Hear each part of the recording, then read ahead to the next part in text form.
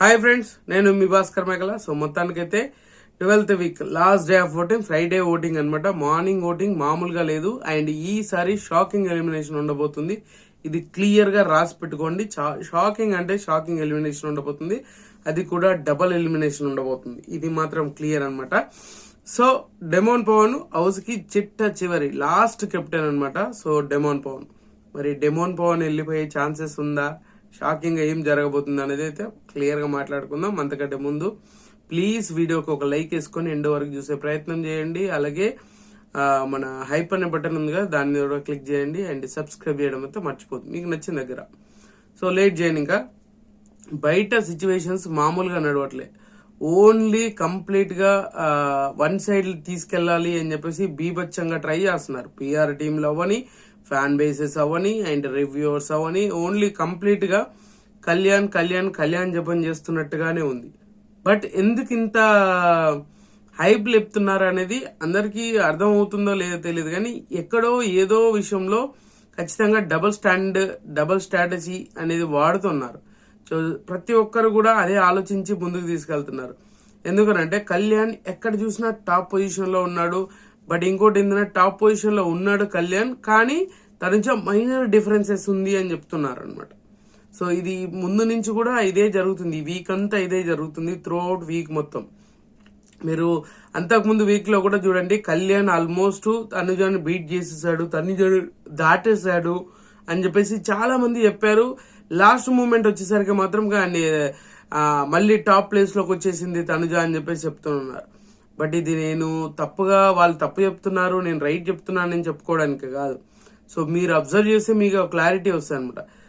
తనుజ బయట ఉన్న పరిస్థితులకి సోషల్ మీడియా ఇన్ఫ్లుయెన్సర్స్ ఇవన్నీ రివ్యూవర్స్ ఎన్ని వేసినా కూడా టాప్ పొజిషన్ లో తనుజానే ఉంటుంది. ఇది ఎందుకు చెప్పలేకపోతున్నారు, ఎందుకు చెప్తలేరు? అండ్ కంప్లీట్ గా ఇది ఒక స్ట్రాటజీ లాగా వాడుతున్నారా అంటే ఖచ్చితంగా స్ట్రాటజీ లాగానే వాడబోతున్నారు. అదే జరుగుతుంది ఈ వీక్ అంతా, త్రూ అవుట్ వీక్ మొత్తం అదే చేస్తున్నారు. ప్రతి ఒక్కరు కూడా తనుజ సెకండ్ పొజిషన్ అంటే ఓట్ బ్యాంక్ పెంచడానికి చేస్తున్నట్టుగా లేదు, కళ్యాణ్ని ఏదో లాగడానికి చేస్తున్నట్టుగా అనిపించింది నాకైతే. కళ్యాణ్ని ఏదో చేద్దాము, కళ్యాణ్ అందరూ, ఇక్కడ కాన్సెప్ట్ ఏంటంటే కళ్యాణ్ లేపుదామని చేసే ప్రయత్నం అయితే కాదు నాకు తెలిసినంత వరకు. సో తనుజకి ఇంకా ఓట్ బ్యాంక్ పెంచుతున్నారు. అన్అఫీషియల్ ఓట్లలో మాక్సిమం సెకండ్ పొజిషన్ అని చెప్తున్నారు, కానీ తీరా చూస్తే మాత్రం సెకండ్ పొజిషన్ కాదు, ఫస్ట్ పొజిషన్ లోనే ఉంది తనుజ. సో ఇది ఎవరు నమ్మినా నమ్మకపోయినా ఇద్దరి మధ్యలో డిఫరెన్స్ అయితే ఖచ్చితంగా ఉంది. మరీ మైనర్ గా ఇద్దరికి ఒక 1%, 0.5%, 0.5% ఇలాంటివి కాదు. అట్లీస్ట్ 2-3% డిఫరెన్సెస్ అయితే ఖచ్చితంగా ఉంది. బట్ అది కొన్ని రివీల్ చేయలేము, కానీ ఖచ్చితంగా అయితే ఇద్దరి మధ్యలో ఒక 3% డిఫరెన్సెస్ అయితే ఖచ్చితంగా నడుస్తుంది. తనుజ టాప్ పొజిషన్ లో ఉంది, అండ్ 32% తోటి టాప్ పొజిషన్ లో ఉంది. అండ్ సెకండ్ పొజిషన్ వచ్చేసరికి మాత్రం కళ్యాణ్ ఉన్నాడు. ఇది క్లియర్ గా రాసి పెట్టుకోండి, కళ్యాణ్ ఉన్నాడు. కళ్యాణ్ కూడా 29% పెరిగి, ఒక 2%, 1% పెరిగి 29% కి వచ్చాడు. సో ఇది ఎక్కడైపోతుంది మీరు చూడండి. చాలా ఇంత ముందు ప్రీవియస్ వీక్ చూడండి, ఇప్పుడు వీక్ చూడండి, లాస్ట్ వీక్ చూడండి. ఈ సిచ్యువేషన్స్ అన్ని క్యాలిక్యులేషన్ చేసుకోండి. ఓట్ బ్యాంక్ విషయంలో వచ్చేసరికి కళ్యాణ్కి వచ్చినంత ఏమంటారు అప్ అండ్ డౌన్స్ వేరే ఏ ఒక్కరికి కూడా రావట్లే. ఇది పిఆర్ స్టంట్లు అని చెప్పేది. నేను ప్రతిసారి కూడా ఇదే మాట్లాడాలనుకుంటున్నాను. ఎందుకనంటే కళ్యాణ్కి కొన్ని విషయాలు వర్కౌట్ అవుతున్నాయి. కొంతమంది హేటర్స్ ఉన్నారు, కొంతమంది వేరే వాళ్ళకి వేసే బదులు కళ్యాణ్కి వేస్తే కళ్యాణ్ తనుజను బీట్ చేస్తాడు అని చెప్పేసి చాలా మంది వేసే వాళ్ళు ఉన్నారు. బట్ అది అఫీషియల్ ఓట్లకు వచ్చేసరికి కన్వర్ట్ అవ్వట్లే. సో అది చాలా ప్రాబ్లం అవుతుంది. అండ్ తనుజ టాప్ పొజిషన్ లోనే ఉంది 32% తోటి. సెకండ్ పొజిషన్ వచ్చేసరికి 29% తోటి కళ్యాణ్ ఉన్నాడు. ఇది క్లియర్ గా రాసి పెట్టుకోండి, కళ్యాణ్ సెకండ్ పొజిషన్ లో ఉన్నాడు.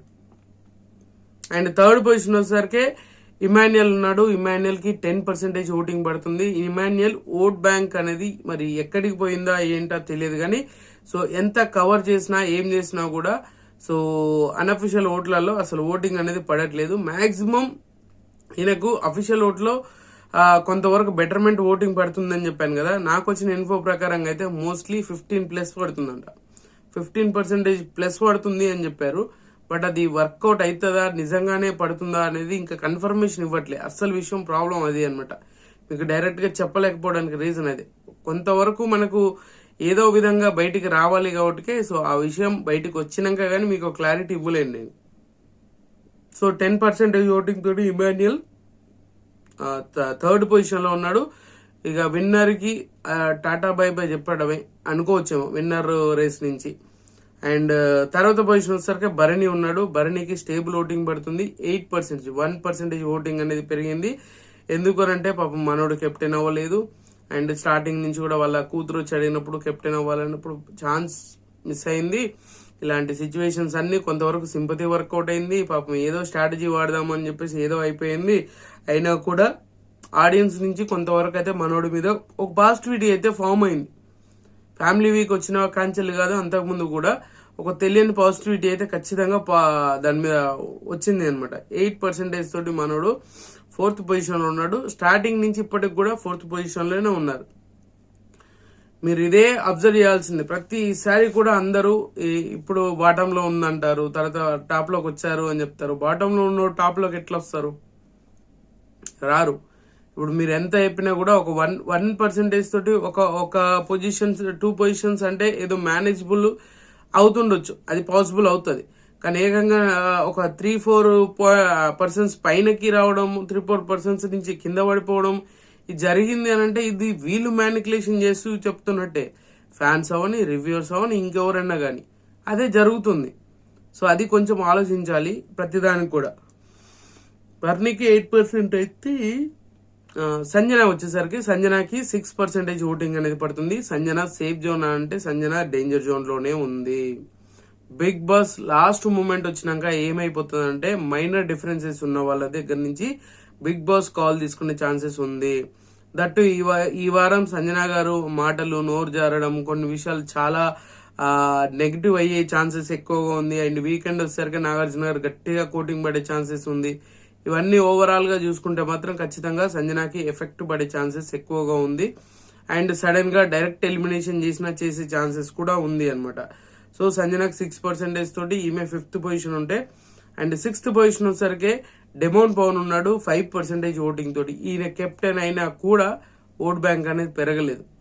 సో మాక్సిమం ఈయనకు ఓట్ బ్యాంక్ అనేది అస్సలు 1% కూడా పెరిగే పొజిషన్ లో కూడా లేదు.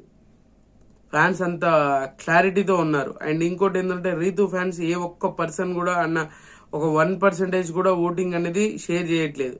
ఎందుకంటే పవన్ వెళ్ళిపోతే రీతుకి హెల్ప్ అవుతుంది కదా. సో రీతుకు ఓట్ బ్యాంక్ పెరిగే ఛాన్సెస్ ఉంటుంది.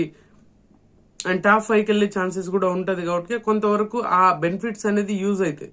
సో అలా కెప్టెన్ అయినా కూడా వర్కౌట్ అవ్వట్లేదు. అండ్ కంప్లీట్ గా టాస్క్ ఎర్రగా తీసేసాడు. అసలు ఫిజికల్ టాస్క్ అంటే అసలు మామూలుగానా, పవన్ తర్వాతనే ఎవరైనా అన్నట్టుగా ఉన్నాడు, డెమోన్ తర్వాతనే ఎవరైనట్టుగా ఉన్నారు. అంత రేంజ్ లో ఆడాడు అండ్ కెప్టెన్ అయ్యాడు. అండ్ కళ్యాణ్ కి పవన్ కి మధ్యన ఇష్యూ అయితే జరుగుతుంది. అది కూడా నాగార్జున గారు క్వశ్చన్ చేసినప్పుడు సో వర్కౌట్ అయ్యే ఛాన్సెస్ ఉంది. అప్పటికే అంతా అయిపోతుంది, బట్ ఏమైనా జరగచ్చు అన్నట్టుగా. సో పవన్ ఎలిమినేట్ అయ్యే ఛాన్సెస్ కూడా హైలీగానే ఉంది. అది ఎవరు ఒప్పుకున్నా ఒప్పుకోకపోయినా ఇది నిజం. కెప్టెన్ అయినాక వెళ్ళిపోయే ఛాన్సెస్ కూడా ఉంది అనమాట. సో ఇంతకుముందు మన చైతు వెళ్ళిపోయాడు కదా, కెప్టెన్ అయిపోయినాక చైతు మన ఓటీటీలో వెళ్ళిపోయినట్టుగా. సో ఈయనకు ఆ ఛాన్స్ కూడా ఉంది అనమాట. సో తర్వాత పొజిషన్ వచ్చేసరికి దివ్య ఉంది. దివ్యకు కూడా 5% ఓటింగ్ తోటి ఈమె 7th పొజిషన్ లో ఉంది. ఎవరు? Demon 6th position, 7th position లో వచ్చేసరికి దివ్య ఉంది. సో మైనర్ డిఫరెన్సెస్ ఉంది ఇద్దరి మధ్యలో. అండ్ తర్వాత బాటమ్ లో ఉన్న వాళ్ళు కూడా మైనర్ గా డిఫరెన్సెస్ ఉంది. అండ్ లాస్ట్ పొజిషన్ లో వచ్చేసరికి మాత్రం సుమన్ శెట్టి ఉన్నాడు. సో సుమన్ శెట్టి బాటమ్ 2 లో ఉండే, నిన్న చూసుకుంటే ఈ రోజు చూసుకుంటే మాత్రం బాటమ్ లోకి వచ్చేసాడు. చాలా అంటే చాలా దారుణంగా ఓటింగ్ అనేది పడిపోయింది సుమన్ శెట్టిని. ఫస్ట్ స్టార్టింగ్ లో వచ్చినంత హైప్ ఇప్పుడు ఎంత చేసినా ఏం చేసినా కూడా హైప్ అనేది క్రియేట్ అవ్వట్లేదు. మరి ఏం జరగబోతుంది, ఏం జరుగుతుంది, ఈ డబల్ ధమాకాలో మీరు ఎవరు ఎలిమినేట్ అవుతారు, మీరు ఎవరికి ఓట్లు వేస్తున్నారు అనేది కింద కామెంట్ చేయండి. సో ఖచ్చితంగా ఈ వీడియో మీకు నచ్చింది అనుకుంటున్నాను. ఖచ్చితంగా లైక్ చేయండి, షేర్ చేయండి, కామెంట్ చేయండి, సబ్స్క్రైబ్ చేయడం మర్చిపోవద్దు. And good luck.